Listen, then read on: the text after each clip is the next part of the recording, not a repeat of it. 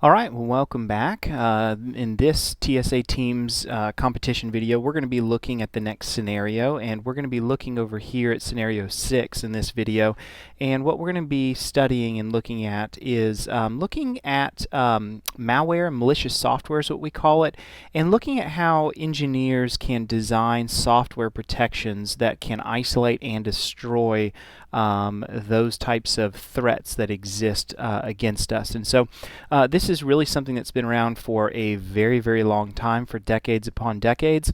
The only real difference is that the motivation behind malicious software and also the prevalence and sophistication have both changed and increased respectively. And so it does present itself as something that can be quite complex and difficult to understand from the highest levels, and it seems that every time we begin to understand bad guys and what they're doing with malicious software, they tend to change.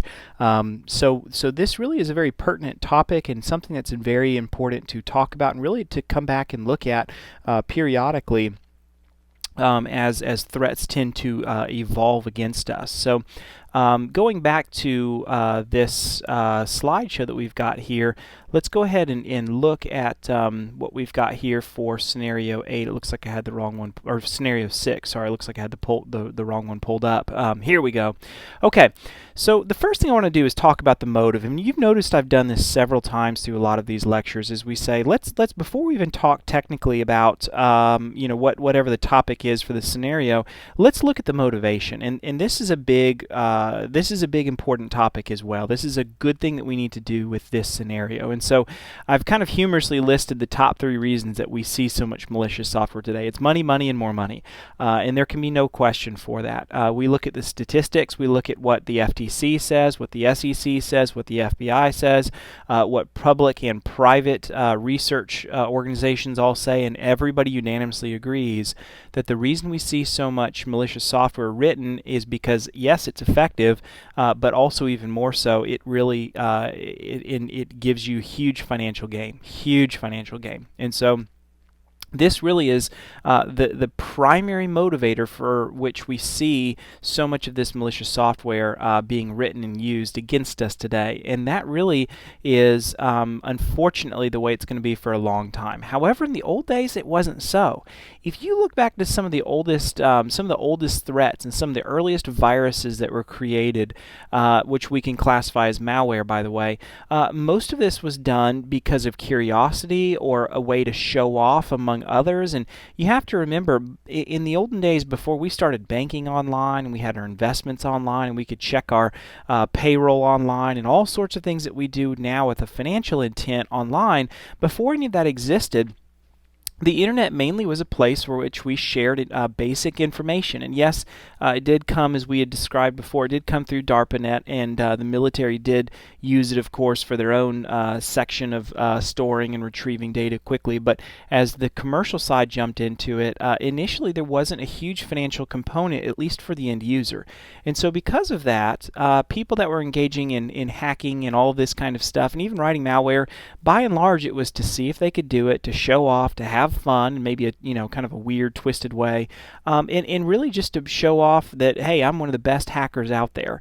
But today, now that we can, from our iPhone, check our bank account and transfer funds from one account to the next, and who knows what else, now that we have so much money invested in the internet, boy, the reason and the motivation for this malware has now completely 180'd, and now it is going after that perspective. And so really, we have to be very clear in understanding that the money is the reason we see so much malware today. And that may be quite obvious to you, but maybe not. And that's why it's important to mention that. Now, when we say malware, of course, malware stands for malicious software. And there's a lot of different kinds or classifications of malware that exist. And we're not going to go through every single one of these. But when we say malware, generally what we mean in the industry is a very broad term talking about any kind of software that's been written for nefarious purposes, for things that were written for to target the end user, to target the enterprise, and to siphon off and steal information or just money directly. So it can take the form of Trojans or scareware, viruses and worms, spyware and adware, which we'll talk about that as well grouped together in this. Destructive rootkits, different kinds of software that stays resident and hidden and allows the bad guy to get easy access to that machine all over again, and really it hides itself very well. Keystroke loggers, or what we call key loggers, that record everything we type in. Phishing and spam, we've talked about this, and even crimeware. And what we're not going to talk a lot about crimeware, but believe it or not, organized crime has really taken a huge part and a huge action into malicious software. And now we have begun to see that malicious software has not just been written by some bad guy in his mother's basement. Now we see that malicious software is being written specifically by crime syndicates across the world, specifically targeting certain companies, specifically going after certain industries and areas. Very, very organized. And just how we've seen organized crime for the past 50 years, and even more so, in physical-based threats, now we see it in information threats. And we have seen hard evidence, Chinese triad, Russian mafia, on and on and on.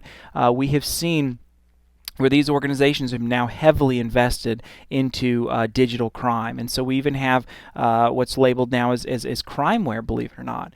So what are some things that malicious software does? Let's look at that and talk about that for a second. Well, I mentioned a keylogger just a second ago, and what keyloggers do is essentially they just record every keystroke that's put in. If you think about that, that alone is dangerous enough, right? I type in my bank, my bank website, firstbank.com, and then I put in my user and I put in my password. It's pretty obvious what the user has typed in.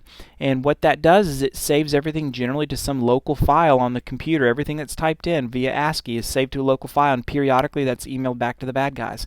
They see everything you type. That is unbelievably horrible. It doesn't matter how great your password is when people can just see it as they type it in.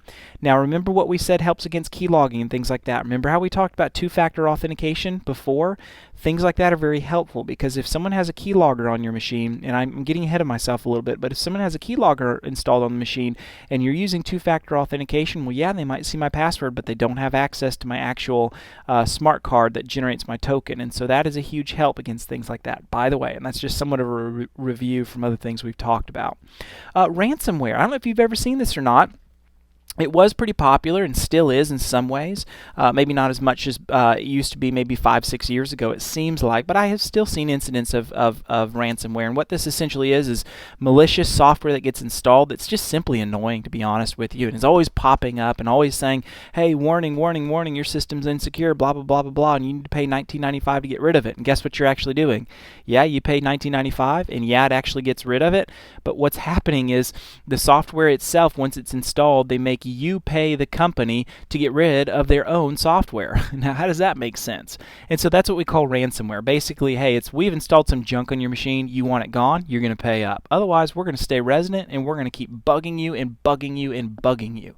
So pretty nasty stuff. A credential theft. So this is dealing with the thieving, the stealing, the removal of users' credentials, everything from their cookies all the way up to their passwords. And so we've talked about this.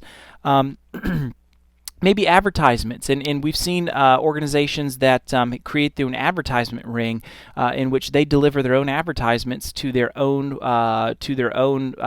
compromised machines via malware, so that when users click on them, they get extra money. They get basically all the advertising money. And so this is nice because it doesn't pay nearly as much as a lot of other kinds of malware-based threats, but it does pay consistently. It's very hard to detect, and it usually stays resident for a very long time. And if you get enough of this advertisement ring spread off to enough machines, you can really start to generate some serious cash on things like this. And so even things like that you may never have even thought of.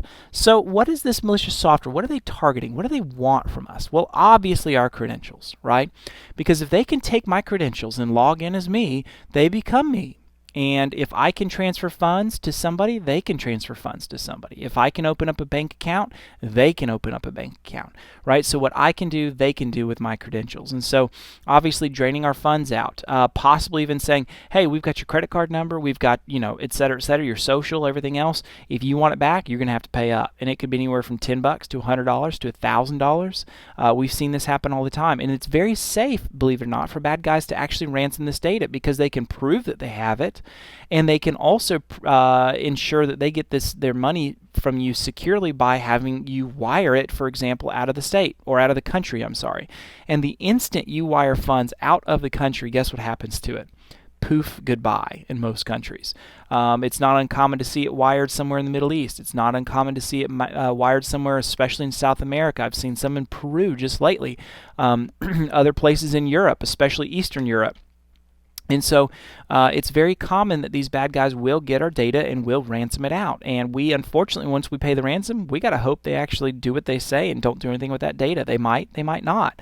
So really it puts them in full control in a very low risk scenario, and that is very, very unfortunate. So who are they targeting? Well, believe it or not, small business. We've mentioned that before. We've illustrated that because what affects big business affects small business. But by and large, we're seeing a lot of this go after small business because small business are relatively unprotected. Earlier when I was in college, I remember doing some consulting work for small business, and I was just completely dumbfounded about how few security controls small businesses have. And it is that way because they're small and they don't have the money that large companies do to protect their data. And then also, they don't see the importance of it. They say, well, I'm just a small fish in a big pond. No one's going after me, right?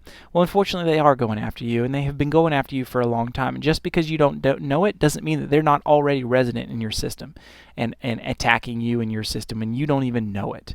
Universities. I work at a university. I can tell you firsthand, they love the data they can get from universities. And even if it's not relevant right now, for example, student social security numbers, in 10 to 15 years when our students are now working in the field and making good money, oh yeah, it becomes pretty valuable pretty quick.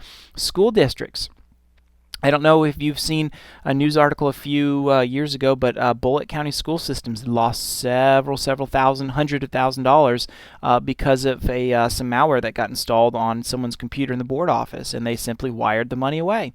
They were able to get the credentials of this user, and they used her credentials, and they simply wired the money out of country, and it was gone, never to be found again. So school districts can often prove to be extremely valuable. City, county governments, for the exact same reasons. There is a lot of money that goes on, and if we can get a hold of it, we can send it out of the country, and it is ours.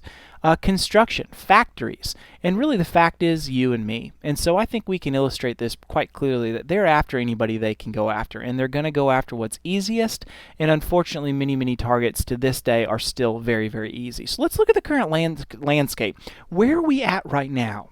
Well, first of all, as we have seen, as you very well likely know, it's difficult to keep up with these new threats. If you get online and you start going to any of these news websites that keep track of malware and some of the newest stuff that's out there, I am telling you, new stuff is coming out all the time. And if it's not brand new itself, it's just a derivative. There are companies that you can pay, and they will take well-known Trojans, for example. Like one of the popular ones a few years ago was the Zeus Trojan. And I can simply pay some malware writers a few $100s, and they will take the exact same existent known detected Trojan and make some changes to it to where it doesn't pass in virus scanners anymore and doesn't count and isn't seen. And for a few $100s, I now have my own customized version of a Trojan that I can use against anybody that I want to, and virus scanners don't see it. Pretty dangerous, huh? Oh, for such a small investment. And so this is why it's so difficult to keep up with current threats as they are constantly evolving.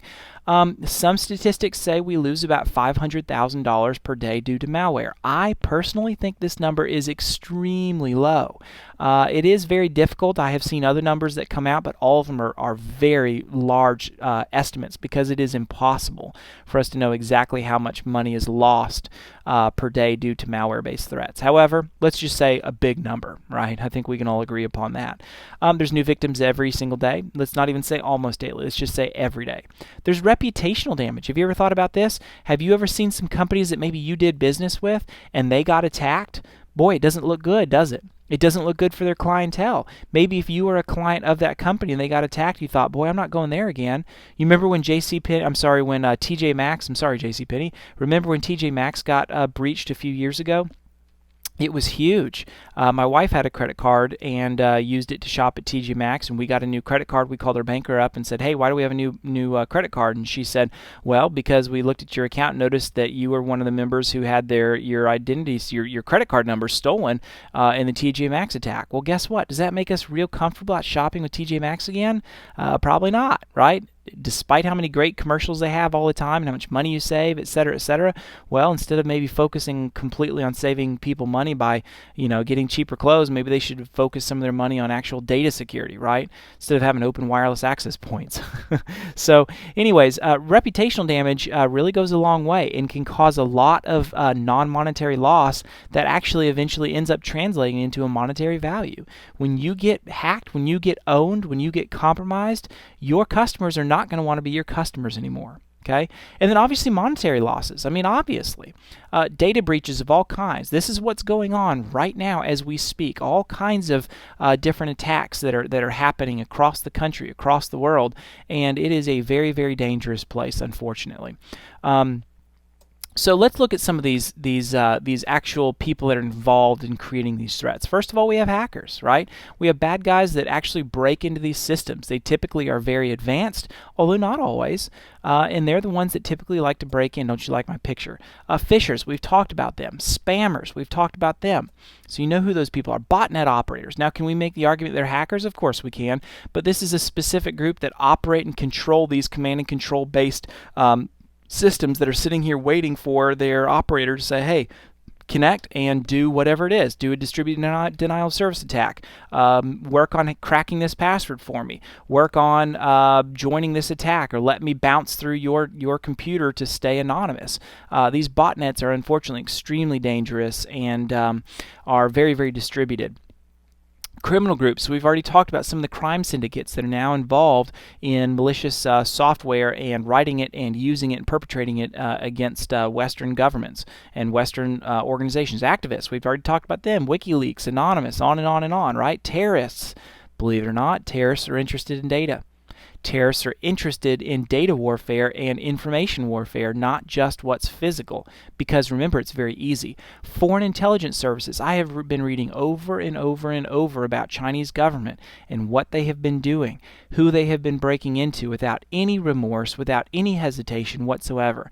I have some colleagues and some friends that work in industry, and I'm not going to tell you which one, but they work in a very specialized industry. And I asked them one time, I said, point blank, what's your biggest threat? And they said, the Chinese government. And I said, are you kidding? And they said, no, we've already been broken into by them directly. We have evidence of it. And I said, what'd you do? And they said, we caught them, fortunately, about a day after they were in and got them out of there, and that's about all we can do. So foreign intelligence is definitely in for this, for the information side of things, absolutely. Here's an example of this. We've seen news articles that detail a Chinese APT team. And what APT stands for, and you will see this if you ever get into this world, it stands for Advanced Persistent Threat. And it's kind of the acronym for the new types of malware that are out, that are extremely advanced, that are persistent in terms of, well, you don't just delete these things anymore. You don't just go to file delete. You don't just go and bring up your malware scanner and just scan them and they're gone. They're very, very good about hiding, about being resident, and being able to spread from one machine to another very silently. And so that's what we're talking with APT. Very, very dangerous, cutting-edge types of attacks. And so we have seen that the Chinese hackers have really specialized in APT, and they've even branched out into these individual teams. We have an exploit team that is specifically a group of people that are dedicated to creating some kind of way to get into your company. They create the spam, they create the phishing attack, they create maybe some kind of cross-site scripting attack, whatever it is, and they're the ones that actually kind of create it to make the avenue even possible in the first place. And then we have a breach team, and the breach teams are the ones that are actually responsible for delivering the APT, for taking that, whatever kind of APT it is, and taking it and breaking into the actual company after it's been made possible by the exploit team. Then we have a recon team, and these are people that once the breach has been made, and by the way, the breach is effective, it has to be effective obviously, they're the ones that get in and say, where are we? Because keep in mind, a lot of APT and really a lot of malware altogether, when it breaks into a company, a lot of times we don't know, they are the bad guys, I shouldn't say we as me, the bad guys don't exactly know what they're into, and they've got to actually look around and say, what system are we in? What's here? Is there any kind of data here that's valuable? Can we use this system to leverage another attack further into into the organization. And oftentimes that's possible. Sometimes a company will get broken into on their edge, and the machine itself is not very important, but they're now past some detection devices and protection devices like firewalls, and from within there they can leverage, or they can bounce, or they can do what's called pivoting off that machine and attack another machine deeper in with even better or more valuable information. And then we have collection teams. These are groups of guys that specialize, and once the recon team has identified certain data, they collect that data and ship that data out. And so we see very specialized types of malware organizers that deal in all of this and are specifically very specialized. And here's the fact, guys. As you know, this stuff is hard to detect, right? Look at this right here. Is this malware, or is this just music? Well, believe it or not, this is malware you're looking at. How about this one? Is this an invoice, or is this malware right here? Well, you ought to know just right away, wait a second, what is this little icon doing inside of a Word doc, right? Well, this is a macro, and this macro is, unfortunately, malware. You double-click on this and it installs some malware via a macro. So here are two examples that to many people, they say, well, it looks pretty clean to me. Now, this one should be a giveaway to most people, but believe it or not, some people think, yeah, it looks good to me. I mean, it looks like an icon like other things I see. But this one especially, even though we don't see this version or the skin of Windows Media Player anymore, this is malware. It's very easy to take just one of these legitimate skins right here as it is and turn it right into malware. You click it and it does what you tell it to do, which is, infect your machine. Here's another thing. Look at this. 80% of advertised anti-spyware software is actually intended to affect you. Now, this is not saying you download it off some reputable site, right?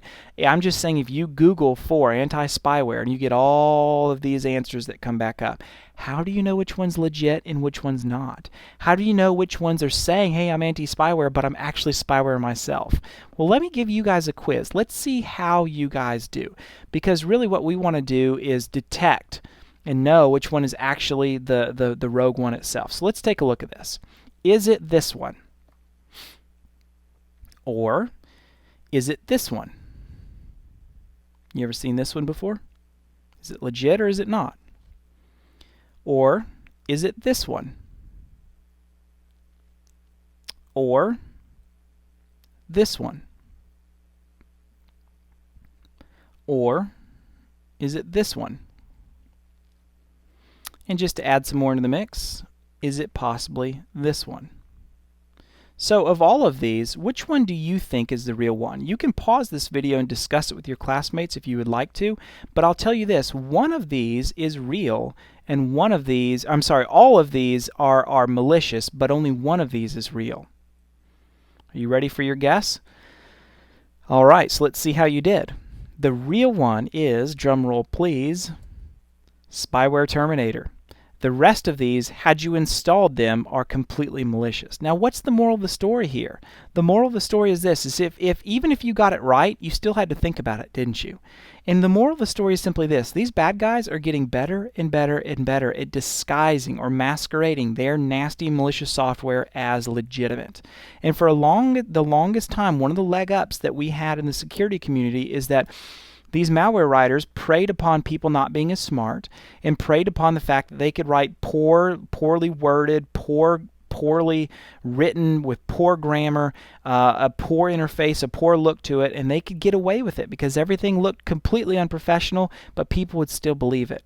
Well, this day and age, they have really kind of closed that gap, and a lot of the malware they write now looks completely safe and looks completely clean. In fact, I would even argue some of this malware looks better. For example, like this one here looks better than some of the ones, well, the only one that's legitimate. So unfortunately, we cannot have an eyeball test anymore to say which one seems legitimate and which one does not. Now, I will tell you, one dead giveaway oftentimes of stuff that's no good are ones that have things like this activate now, or this repair now, where they're trying to hurry you into doing it and buying it. A lot of times, not always, but a lot of times that can be a dead giveaway that it is not legitimate whatsoever. Or even if it is legitimate, that boy, they just a little non-reputable for sure. So anyways, let's go ahead and move on. So hopefully that was an interesting topic for you to look at. Looks like I've got this duplicated here, so let's move on to here. So what kinds of things do we need? What kinds of things can we install? What kinds of defenses do we have against malware? Well, first of all, browser plugins. I don't know if you know this or not, but there are some fantastic browser plugins that we can use that will really help get rid of a lot of malware. And we've discussed how some of this malware gets on our machine. Remember how we talked about cross-site scripting, not really SQL injections, but we talked about cross-site scripting, and there are other ways too. Sometimes just getting stuff to pop up in a web browser that looks like it's actually from your computer itself, but it's actually a web browser, and it says, you know, you need to click this, press OK, and people press OK, and then it brings up some software and they unintentionally install it. Things like that. That's a big way that a lot of this stuff gets installed. And then, of course, through browser exploits. If you've got an out-of-date browser, that's one of the worst things you can do. You must update your browser. The good thing is Mozilla Firefox and Google Chrome both are auto-updating these days. So there's no excuse not to download the newest version of those and let them update themselves and take care of any kind of vulnerabilities that you may be against just because you haven't updated your browser. Now, remember I said a lot of that stuff comes in because these websites will sometimes have advertisements on them and people unknowingly click them and it installs software and they just don't know the better. Well, this is where browser plugins can really help, and there's some great ones that are out there. The first one is AdBlock Plus, and what AdBlock Plus does is it simply knows a whole bunch of domains and source domains that deliver advertisements, and it blocks them. You might already be using it. If you haven't, I would highly recommend going and downloading and using AdBlock Plus. And what it will do is anytime advertisements are delivered, whether flash-based or just regular like Google AdWords style, it will block them for you. Now keep in mind that 99% of a lot of these ads, I'm just throwing that number out there, but a vast majority of these ads are completely innocuous. They're not going to hurt you whatsoever. However, so some of these ads that do come across are very dangerous, and Google tries to do a good job of watching for them and detecting them, but they can't get them all, and that's where AdBlock comes in. And then just from my own personal perspective, the less ads you have on your machine, the less it clutters your internet experience up. So I highly recommend using a plugin like AdBlock that just blocks ads altogether. HTTPS everywhere. What this does is when it can, it forces HTTPS. In other words, secure internet or SSL encrypted internet. Now, there are some places that cannot be used, where it's just not an option, but HTTPS everywhere is a great tool to install, or a great plugin to install to be technical, because it forces HTTPS any time that it's available. LastPass, I don't know if you ever use LastPass or not. Some people love this idea, some people don't, and I understand that, believe it or not. But LastPass, what it does is it's a password manager. And this is both good and bad at the same time. It's good in terms of you can store lots of passwords here, and you can have very complex passwords and not have to remember them anymore because LastPass will remember them for you. Now, the good thing about LastPass is as long as your LastPass password itself, do you like that, is secure, then everything else that they're storing in there for you is going to be okay as well. And so it's got a plugin that really allows you to insert in your passwords for all your myriad of websites that you might have. It allows you to have different passwords for every single website. It can even generate good passwords for you, or at least decent passwords for you that you can use. So I'm not going to advocate LastPass as an essentiality, but I will say that I use it and I like it quite a bit. I know a lot of other people that use it and really can be quite handy. Now, I don't use LastPass for everything, but I do use it for quite a few things. And so here's kind of a graphic of it where we pull it down and we can access the vault, everything from looking at some of the sites we can log into that it has access to secure notes and on and on. So it really has become a very full-featured, well-used password manager. Now, NoScript. NoScript is awesome. Here's what NoScript will do for us, is it simply disables scripts that come across. Remember how we talked about cross-site scripting is so dangerous? Because if the web programmer is allowing somebody else's script to be referenced on your own website, that it can potentially unknowingly, you execute it and don't even know it, and it does whatever you tell it, or that script tells it to do, and you don't even know it. Well, NoScript disables it. So look what, I've just got a kind of some of it's cut off, but it kind of gives you an idea, is we can bring up NoScript and we can block all kinds of stuff, and not just JavaScript. We can block Flash, we can block Silverlight, anything else that it knows is script, but it might just be something random, we can block it. So see how this works, and then we can also block it from certain sites. So NoScript can be a fantastic way to go to block junk. Now I will tell you this, if you use NoScript, not a lot, but some functionality that you're used to will just not work. For example, you go to Google Maps, it may not work correctly. A lot of websites that you go to that rely on JavaScript to operate may not work, or things that are Ajax that use kind of client-side scripting may not work. And so unfortunately, sometimes NoScript can be a hindrance to your web experience, but the security that it adds in is far worth the value. And by the way, you can always leave it on, and then when it does cause a problem, it does get in the way, just turn it off, or just disable it, I should say, and then re-enable it when you're done with whatever that website is. And so typically that's what I will do, and I really like it. Here's another one, Web of Trust. The disadvantage to Web of Trust is that it can slow down your browsing. The advantage to it, though, is that it is a way of, especially for users that have trouble identifying which websites are good, which websites are bad, kind of what's out there on the internet, what should I trust, what should I not trust, that kind of idea. Web of Trust is nice because if there are sites that are known to be malicious or known to be dangerous, it will tell you, and it will say, oh, you're in Wikipedia, this is okay, this is reliable, this is trustworthy, we can trust Wikipedia. But you go to some website, and it may, again, the website might look clean and safe, but unfortunately delivers malware, and Web of Trust knows about it from other users and from their own database. It will warn you and say, hey, this is not a trustworthy website, you probably need to get out of here. So I do recommend Web of Trust for certain users that don't have the ability to detect and be aware of sites that may deliver malware, and it's completely unintentional by the user's perspective of even going there. So Web of Trust can be a nice plugin as well. What are some other things, though? Well, first of all, what about malware, like anti-malware programs themselves? Because remember, that's what this TSA write-up was really kind of focusing in on, is writing software to get rid of this stuff. Well, first of all, if anti-malware is going to work, it must detect malware, right? If it can't detect malware, then it's of no use, right? It's like saying I bought a car that doesn't have an engine in it. Well, what is the point of that, right? Unless I'm going to put my own in. I get it. So if it's going to be a good anti-malware, it's got to detect that junk and get rid of it. Now, there are two ways that it can detect. One is by signature and two is by anomaly. Okay, and here's what we mean by this.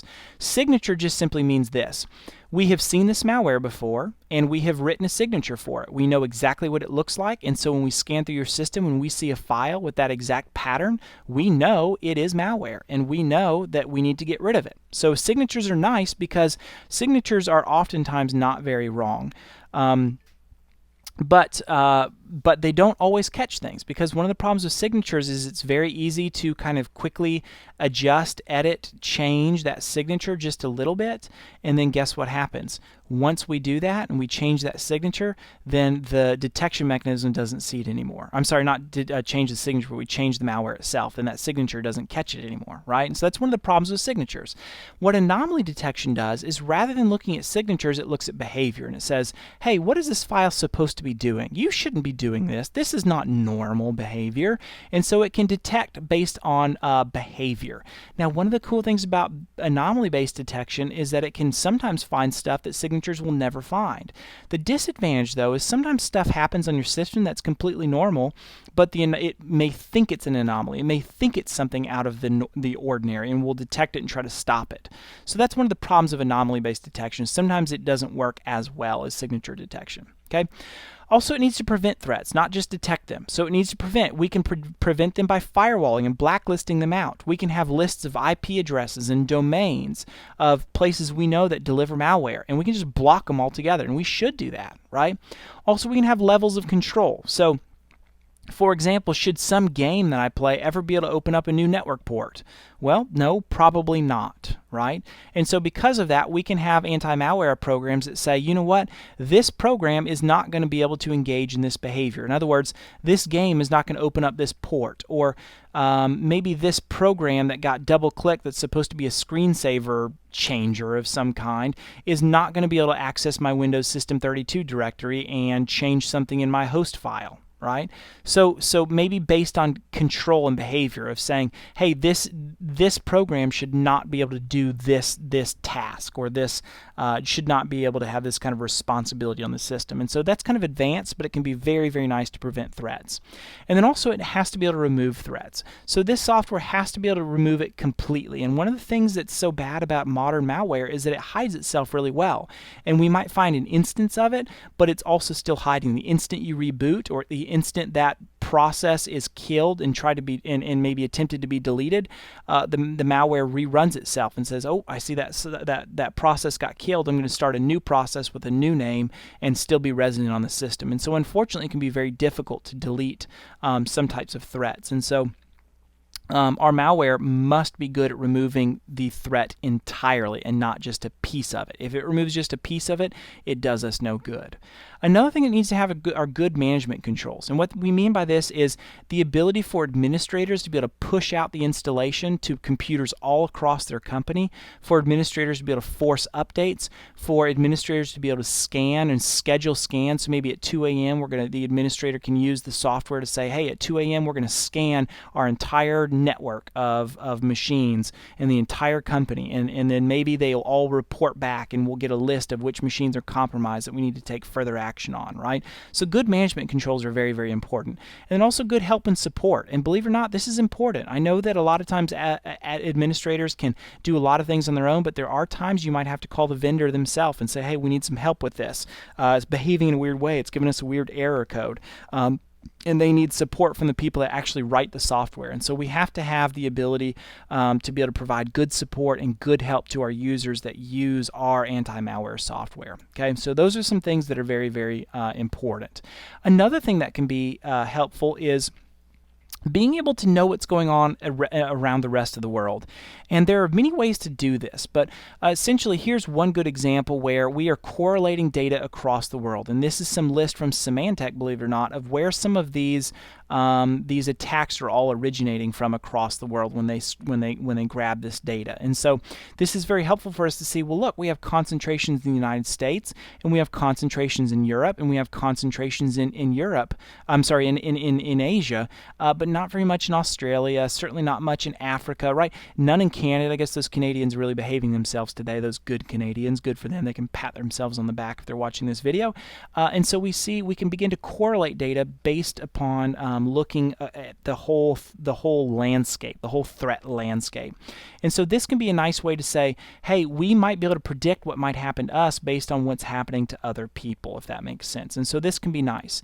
Now, one way this has to happen, though, is all of our gear has to be able to do this, and it has to be able to all work together, and it all has to be able to talk together. So our switches, routers, firewalls, even our host-based antivirus that are running on each computer, they all need to be able to communicate with each other and be able to talk with each other and share their data together, so we can kind of see exactly what's going on across the entire company, as well as possibly even the whole world itself. Another nice thing that you might consider is when things really go wrong, and maybe you've got some malware that is so resident you cannot get rid of it, because as long as Windows is running, there's nothing you can do to get rid of it. Well, there are options where we can scan our machine when the machine is not running. So one that I really like is Kaspersky's Rescue Disk, and right now it's up to version 10. And what this is it's a Linux-based DVD that you can just download. And what you do is you download this guy, you burn it to a disk, and then you stick it in your machine, and you start the machine, and you boot off this disk. And what it does is, instead of loading Windows or whatever, usually Windows is what you're running, what it will do is to load up a custom version of Kaspersky's of Linux, of Kaspersky's distribution of Linux. And what it does is it goes out and goes to Kaspersky, it connects online, it downloads all the new updates that they've got, and it scans your machine.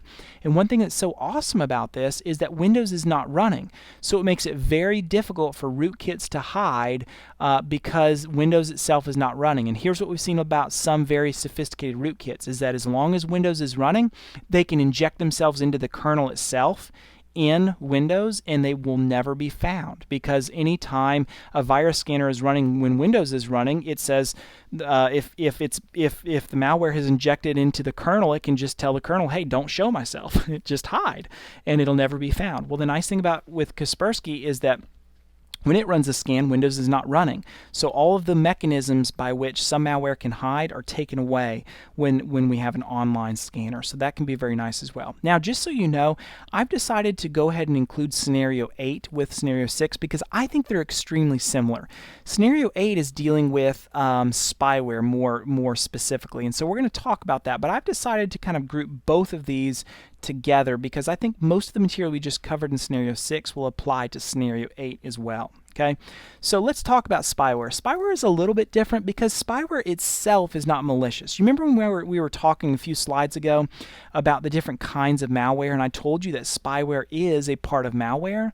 Well, it is. So let's talk about spyware specifically. Spyware itself is just some kind of software that is trying to track what you're doing. It's trying to know where your machine is going, what your machine is looking for, when it looks for it, and so on and so forth.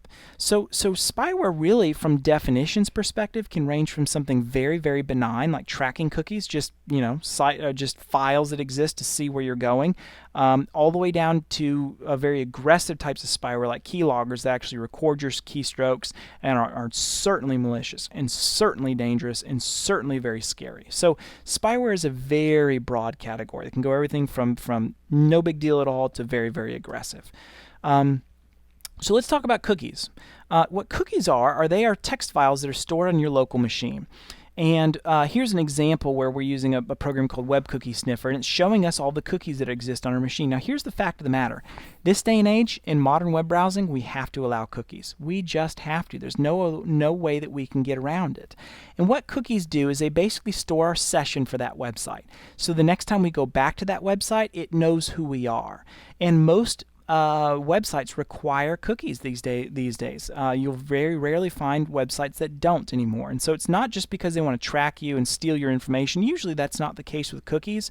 Usually cookies exist so when you go back to the website, they know who you are. So when you go back to Amazon, it says, "Hello, Wes, good to see you again." And they know how to deliver back to me all the stuff I was looking at. If I was looking at buying some Kindle ebook, they'll deliver that, maybe some other suggested books that I might like that are very similar to that one without me ever having to even log into Kindle. And so that's where cookies can be very, very useful. Now, there are other kinds of cookies as well, and what we call these are third-party cookies. So first-party cookies are cookies that exist on the website by the website itself. But third-party cookies are cookies that exist by other companies, and they get put on by the developer of the website itself. So if I'm on Amazon, and Amazon may have some Google AdSense stuff going on, and that would be a third-party cookie. Does that make sense? So a third-party cookie would be a cookie that exists on the website I'm on but doesn't belong to them. It usually belongs to some advertiser.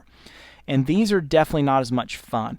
I don't know if you've ever wondered, how is it that anytime I go to these websites and I see different ads from Google that get delivered, why is it that they always know how to give me ads that seem to be interesting to me?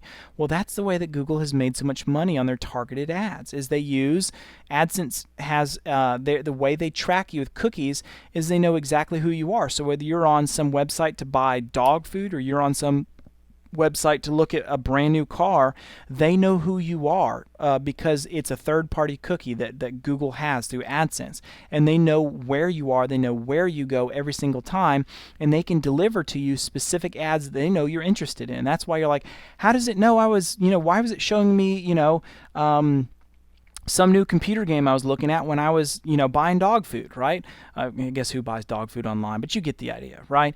And that's the way it works, is because a lot of these third-party cookies track you everywhere you go. And so it's very dangerous, kind of scary in that regard for people that don't like that idea. But that's the way that we have all these targeted ads that get delivered to us. So how do we stop against this kind of spyware? How do we stop against stuff that is watching us and watching where we're going and watching what we're doing? Well, first of all, let's go back to malware. Our good malware stuff should be able to see cookies. They should be able to see other kinds of spyware that are more malicious, like keyloggers and stuff like that, and they need to get rid of it. So we've already talked about that, remember? And that's why I said I was going to group all of these together. We've already talked about a lot of that. And so that's really kind of covered in scenario 6. But there are other things that we can do for some of the more non-malicious types of spyware. One thing that we can do if we have to is use private browsing. Almost all modern browsers today support private browsing. And what that is, and here's an example of us using it with Internet Explorer. And what private browsing is it creates a one-time browsing session, and the instant we're done browsing, and we close the browser out, it kills the history, and it kills out the cookies, and it kills out any temporary internet files that got saved. And so it's kind of a one-time session. So this can be nice if you're on somebody's computer that's not yours. It can be nice if you're at a kiosk somewhere. It can be nice in many situations that you just don't want yourself and your data to be tracked on that machine. Using private browsing can be very nice.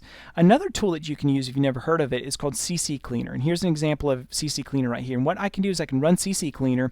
And by the way, just so you know, it has a great registry scanner.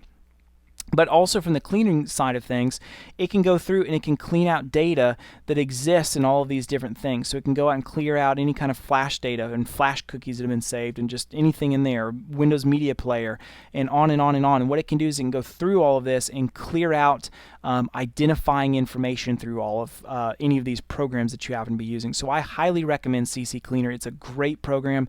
Definitely recommend using it at least once a month to just clean your machine out and get rid of a lot of stuff that obviously is tracking you.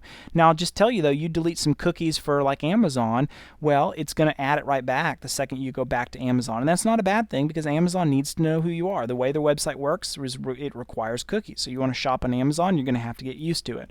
But CC Cleaner is still a nice thing to do to run once a month, and kind of cleans your machine out and gets rid of a lot of those advertising cookies and things like that and lets you start clean again, which is definitely nice. Another thing you might consider running, and I'm going to say this somewhat tentatively, is Ghostery. A lot of people have not heard of Ghostery, but what Ghostery does is it simply is a browser plugin that knows about all of these different advertising agencies that basically track you. And here's an example where they pull up a website, and I'm not even sure who this is. It looks like it's I don't know who this is. I can't even see from behind it. But this is a website they've brought up. And notice that when they go here, Ghostery has pulled up a big list of all of these different companies that this website is using to track you. It is absolutely stunning sometimes to think about how many different tracking groups there are that actually follow you and try to see what you're doing. And so Ghostery is a way to block all of this. Now, a lot of people have been using Ghostery that I know, including myself, and we really like it. But keep in mind, Ghostery is going to block stuff. If you're used to using Discuss, which is a message forum kind of thing in websites, Ghostery will block it. Now, you can go and whitelist it and add it in altogether if you want to, but by and large, it will block a lot of stuff that you may not be aware of. But here's the fact of the matter. It's really cool because it'll just wow you in terms of, wow, I didn't know there was that much stuff that tracks me. Let me give you an example of this. Let me go ahead and bring up a Firefox browser here. And I'm going to go ahead and bring up, let me see if Ghostery, I might actually have it stopped. No, it's running. Okay, so I've got Ghostery running right here. You see this? So let's go ahead and bring up a website. Let's go to CNN.com, okay? And we bring up CNN, and Ghostery begins to load, and look at all the stuff it's blocking. Now, CNN's only blocking 1, 2, 3, 4, 5, 6, 7, 8, 9. So CNN is delivering about 9 different things right here that it's blocking, that it are blocking, that Ghostery is blocking. How about Reddit? Okay, so let's bring up Reddit real quick. Well, Reddit has apparently just Google Analytics, and that's it. So good for Reddit, right? And then you can just go on and see plenty of others that may exist. How about our own website? How about murraystate.edu? Let's bring them up and see what exists here. Murray State is using WordPress, SiteImprove, and Google Analytics, so not too much either. But sometimes you'll bring up a website and you might just be dumbfounded with how much stuff gets poured into here, and you wouldn't believe it. Let's try New York Times, because I believe, if I remember right, they deliver quite a bit. Now, I could be wrong on that. Yeah, it looks like they're delivering 9. Look at this. So over time, as you begin to use Ghostery, and again begins to block all these tracking agencies, you might just be wowed by how much stuff is used to track you, and you're not even aware of it. And so Ghostery can be a very, very nice tool to get rid of a lot of that stuff. So that kind of finishes up Scenario 6 and Scenario 8 kind of grouped together. And what we're going to do in the next video is go back and look at Scenario 7, which is going to look at data loss prevention, and we'll pick back up there.